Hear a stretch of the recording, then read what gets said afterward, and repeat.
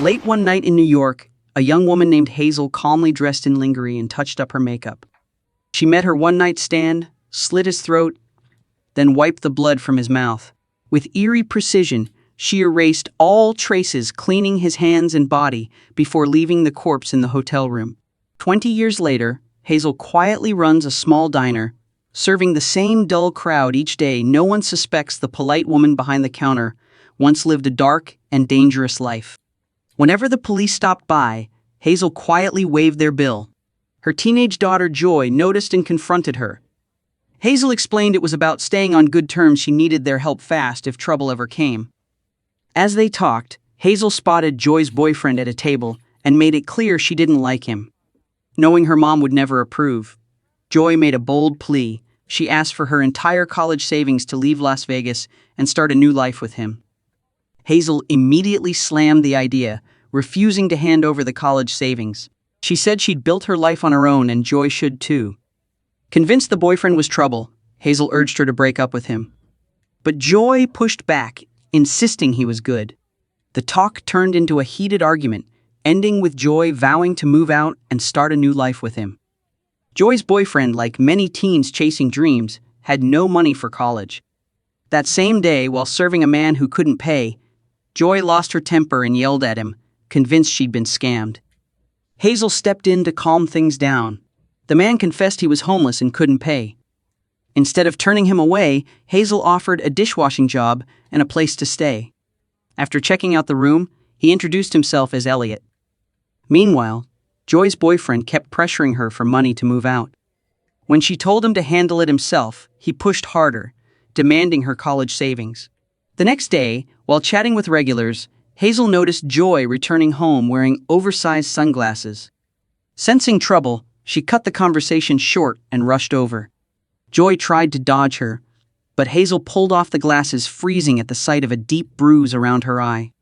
Joy tried to explain it was her boyfriend's fault, but she didn't want him harmed because his family was dangerous. Hazel didn't hear a word. Blinded by rage, she went home, changed into a fierce outfit, and grabbed the gun hidden under her bed. At that moment, Joy's boyfriend was still carefree, laughing and chatting with a friend at an auto repair shop, completely unaware that Hazel was already coming for him, and trouble was closing in. Hazel stormed into the shop and demanded a private word. Joy's boyfriend refused and mocked her in front of his friend. Without hesitation, Hazel landed a punch to his face, sending him stumbling, then finished with a hard kick that dropped him to the floor. When the mechanic tried to intervene, Hazel hit him with a blast of pepper spray, leaving him dazed and helpless. With Joy's boyfriend now bleeding, she pulled out her gun and ordered him to come with her. He refused until she fired a warning shot past his ear. Shaken and scared, he had no choice but to follow, muttering about his possibly broken nose. In the parking lot, Hazel grabbed his phone and tossed it aside, then forced him into the control booth and bound him tightly with duct tape. She drove for miles into the Vegas desert, her daughter's boyfriend tied up in the back seat. When they reached a remote, barren stretch, Hazel dragged him out and marched him to a shallow grave already dug before suddenly shoving him in. Hazel revealed she had dug the grave the day they met, knowing it was only a matter of time before he hurt her daughter. Then she pulled the trigger, turned, and walked away, leaving his body in the pit without a second glance.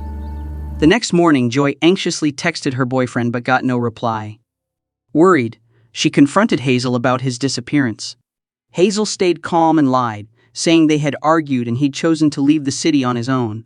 Joy didn't believe her and warned that her boyfriend's family were violent criminals who wouldn't hesitate to seek revenge. If anything had happened to him, they'd come after whoever was responsible. But Hazel remained unfazed. Furious, Joy stormed out.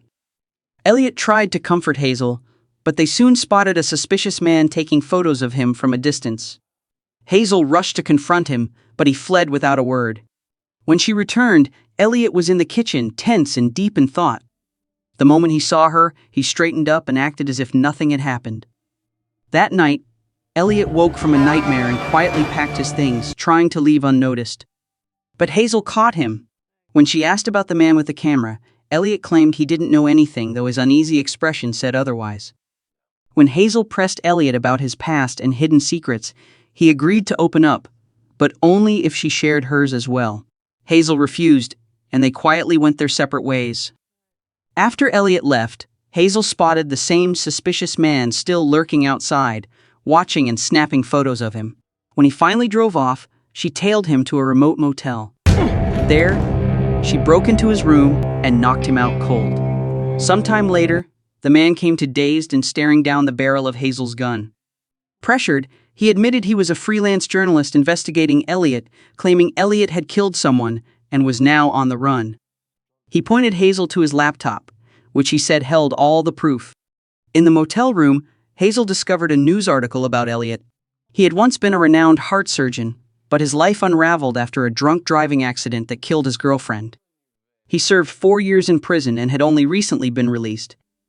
After uncovering the truth, Hazel took the reporter's laptop and walked out, warning him never to return.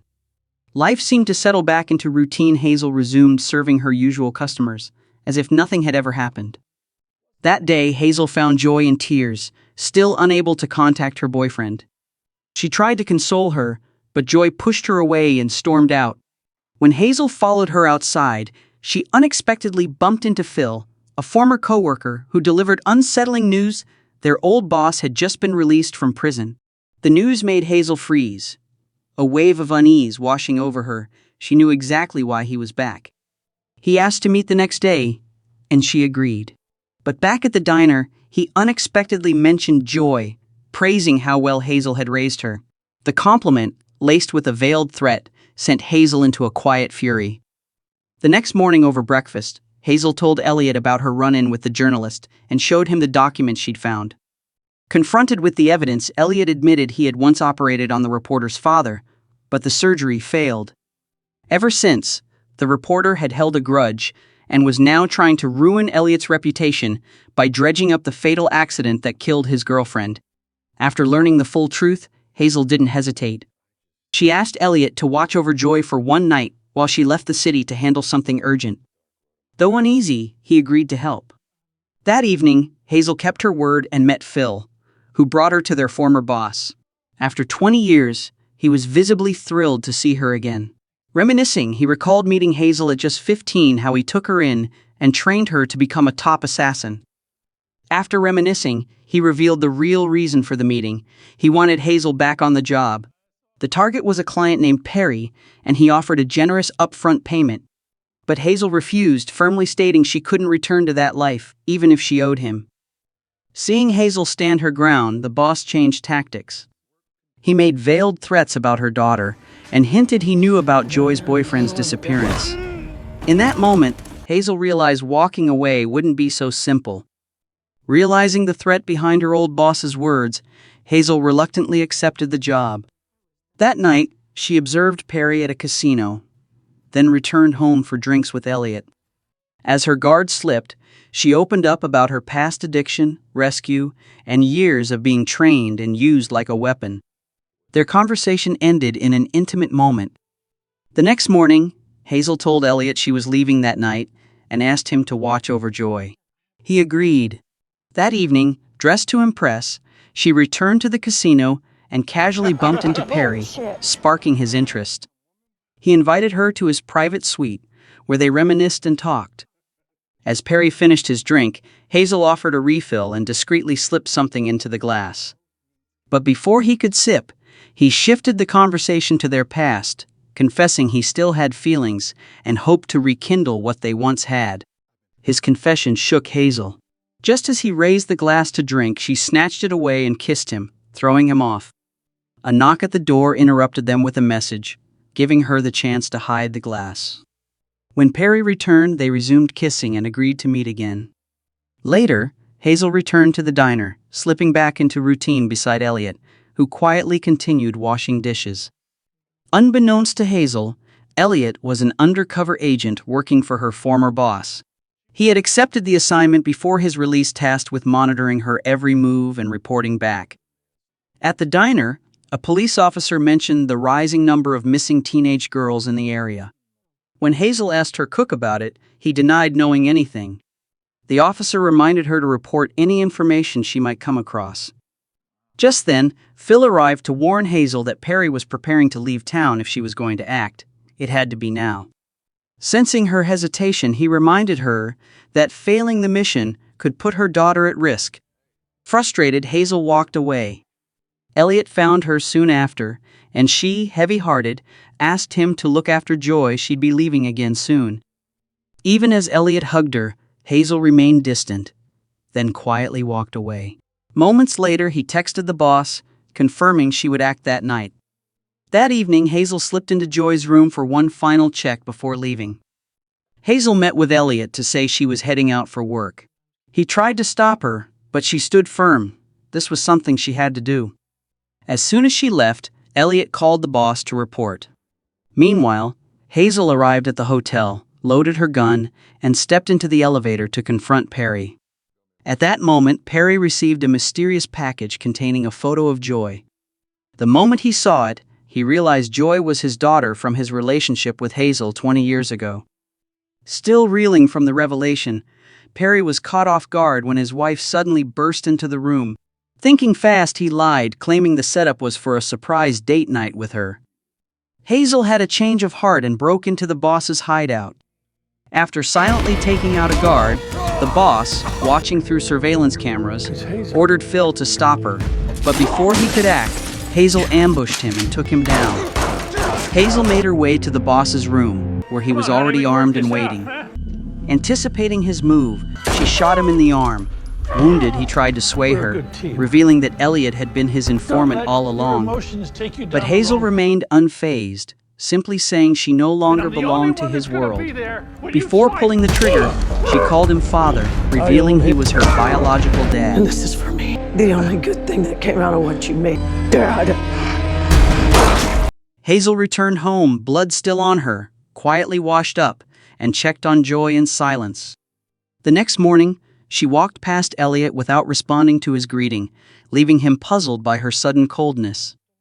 Just as Hazel was about to start her shift, Joy walked up, gave her a hug, and stepped outside. Moments later, she heard a strange noise behind her. Turning around, she froze in shock. Her boyfriend stood there, bloodied but alive. He motioned for her to stay quiet, and she silently nodded. Later, Joy asked to borrow the car. Hazel handed over the keys and went back to work. While taking orders, she realized the chef was missing. Stepping outside to check, she was stunned to see a stranger attacking him and rushed in without hesitation. As Hazel wrestled with one attacker, another man tried to abduct a teenage girl. But spotting Hazel, he ditched the girl and charged at her. She took him down swiftly, but a third assailant pulled a gun and fired several shots, leaving Hazel collapsed and motionless. Amid the chaos, the men seized the girls and fled. Elliot rushed to Hazel's side, desperately trying to stop the bleeding as she lay still in a pool of blood.